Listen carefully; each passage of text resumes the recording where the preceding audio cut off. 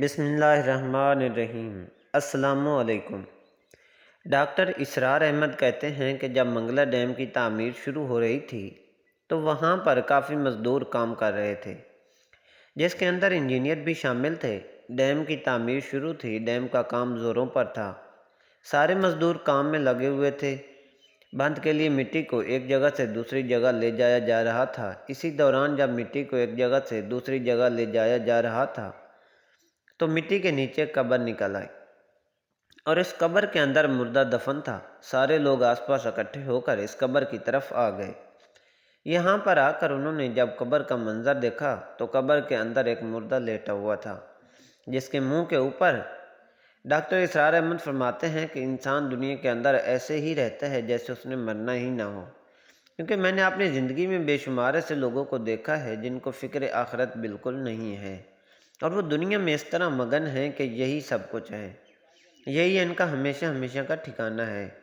یہ ایسے بدبخت لوگ ہیں جو دھوکے میں پڑے ہوئے ہیں، جو اس عارضی زندگی کے لیے اپنی آخرت کو داؤ پر لگائے ہوئے ہیں۔ جب یہ مر جاتا ہے تو تب اسے پتہ چلتا ہے کہ میں نے دنیا کے اندر کیا کیا، تباہیاں مچائی تھیں، دنیا کے اندر میں نے کیا کارنامے سر انجام دیے تھے، دنیا کے اندر میں کن غفلتوں میں پڑا ہوا تھا۔ یہ اپنے آپ پر سوائے افسوس کے اور کچھ نہ کر سکے گا، کیونکہ آپ جو کچھ دنیا میں کرتے ہیں اس کا نتیجہ آپ کو قبر میں ضرور ملتا ہے۔ یہ ہو ہی نہیں سکتا کہ آپ نے زمین کے اندر مکئی کا بیج بویا ہو اور باہر نکل کر وہ کپاس بن جائے۔ بالکل اسی طرح جب آپ دنیا میں رہتے ہوئے نیک اعمال کریں گے تو آپ کو آخرت میں اجر بھی ویسا ہی ملے گا، قبر بھی آپ کا استقبال کرنے لگے گی۔ لیکن اگر آپ دنیا میں رشوت خوری، زنا، بدکوری، سود جیسے غلیظ دھندے کیسے ہوں گے تو آپ ان کی جزا بھی ویسے ہی ملے گی۔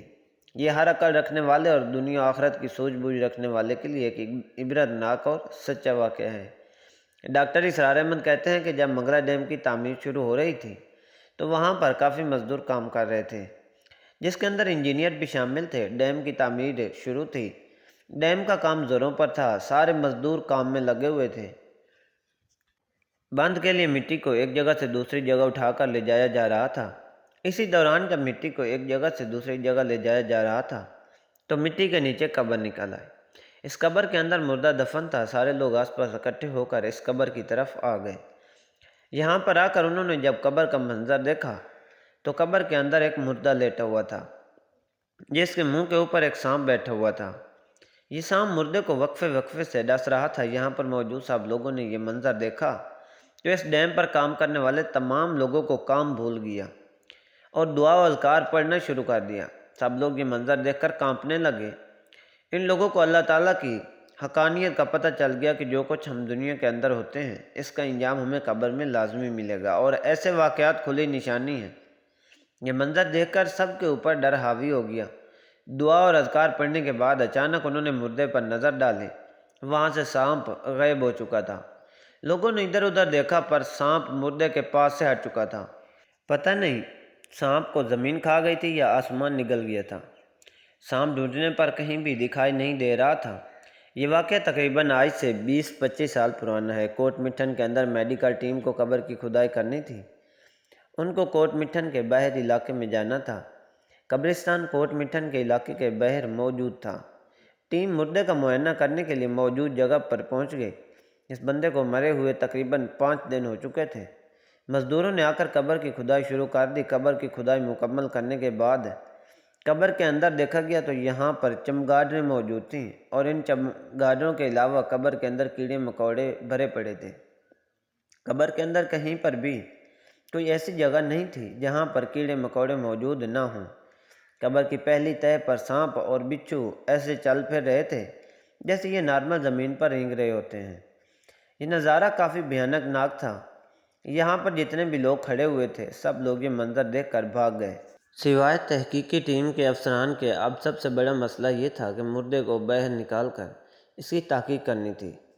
افسران نے مزدوروں کو پولیس کا ڈر دے کر زبردستی قبر کے اندر اتار کر قبر کے اندر چلے گئے۔ یہ مردے کو باہر نکالنے لگے تو اسی دوران ایک مزدور موقع پر ہی بے ہوش ہو گیا۔ یہ مزدور قبر کے اندر اور سانپوں کی تاب نہ لاتے ہوئے شام ہونے تک مر گیا۔ یہ ایک ایسا منظر تھا جس کو دیکھ کر یہاں پر سارے لوگ تانگ رہ گئے۔ اور یہ سوچنے پر مجبور ہو گئے کہ آخر ہمارے ساتھ قبر کے اندر کیا ہوگا۔ ڈاکٹر اسرار احمد فرماتے ہیں کہ یہی دنیا کی حقیقت ہے۔ اگر آپ دنیا کے اندر اچھے طریقے یعنی اسلامی طریقے پر عمل کرتے ہوئے اپنی زندگی گزارتے ہیں تو آپ کامیاب رہتے ہیں۔ اگر آپ اسلامی اصولوں کے برعکس چلیں گے تو عذاب کے لیے تیار ہو جائیے، جو کہ بہت ہی جلد آپ کو ملنے والا ہے۔ اس لیے بہتر ہے ابھی سے توبہ کر لیں، ابھی وقت ہے۔ اسی طرح ایک اور واقعہ بیان کرتے ہیں کہ ایک میڈیکل ٹیم کو قبر کی کھدائی کے لیے جانا پڑا۔ یہاں پر اس مردے کو بحفاظت قبر کے اندر پہلے سے رکھا گیا تھا، اب اسے قبر سے نکال کر دوسری جگہ پر منتقل کرنا تھا۔ یہاں پر مزدوروں نے آ کر قبر کی کھدائی کی تو کھدائی کرنے کے بعد انہوں نے جو قبر کے اندر دیکھا تو قبر سے ایک بہت سی بھیانک سانپ باہر نکل آیا۔ یہ ایک ایسا سانپ تھا کہ یہاں پر موجود لوگوں نے آج سے پہلے اپنی زندگی میں ایسا سانپ کبھی نہیں دیکھا تھا۔ قبر سے اتنی گندی بدبو آنے لگی کہ یہاں پر موجود سارے لوگ بھاگنے لگے۔ سارا دن بدبو ختم ہونے کا انتظار کرنے کے بعد بھی بدبو ختم ہو ہی نہیں پائی۔ آخرکار مجبوراً اسی حالت کے اندر ہی مردے کا معائنہ کیا گیا۔ امید ہے کہ ہماری آج کی سبق آموز اور عبرت ناک ویڈیو آپ کو پسند آئی ہوگی۔ براہ مہربانی میرے چینل کو سبسکرائب لازمی کیجیے گا۔ ملتے ہیں نیکسٹ ویڈیو میں، تب تک کے لیے اللہ حافظ۔